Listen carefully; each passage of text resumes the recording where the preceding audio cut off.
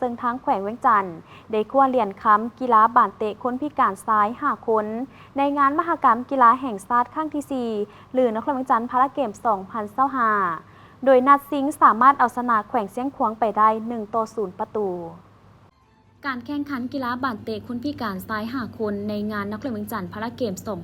2025เริ่มการแข่งขันมาตั้งแต่วันที่ 16 ธันวาคมเป็นต้นมาอยู่ที่สนามหญ้าเทียมสถาปัตย์มโซนครเวียงจันทน์โดยการแข่งขันครั้งนี้มี3 ภาคส่วนเข้าร่วมประกอบมีนครเวียงจันทน์เจ้าภาพแขวงเวียงจันทน์และแขวงเสียงขวางซึ่งรูปแบบการแข่งขันแม่นลงสนามพบกันหมดเก็บคะแนนคัดเลือกเอาทีมอันดับที่1และ2เข้าไปซิงเหรียญคำผ่านการแข่งขันมาฮอดวันที่ 18 ธันวาคม 2025ทีมนักกีฬาแขวงเวียงจันทน์อยู่อันดับที่1แข่งขัน3 นัดมี4 คะแนนซิงกับแขวงเสียงขวางอยู่อันดับที่2มี3 คะแนน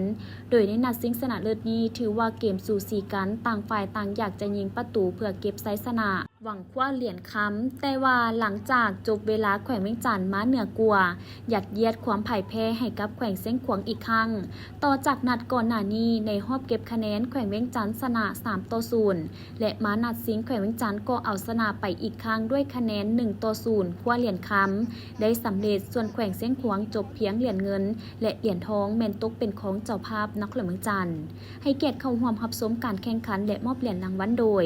ท่านวีรพันธ์ปุ่นสุขไทยหัวหน้ากรมกีฬามวลชนพละและศิลปศึกษากระทรวงศึกษาธิการและกีฬาท่านนางหลี่ป่าเอียลีบัวเปาหัวหน้าแผนกศึกษาธิการและกีฬานครเวียงจันทน์ท่านบุญมีเหลี่ยมไสยจักรของประธานสหพันธ์บานเตะนครเวียงจันทน์มีบรรดาคณะนำสหพันธ์บานเตะคนพิการคณะครูฝึกและนักกีฬาจาก3 ภาคส่วนเข้าร่วม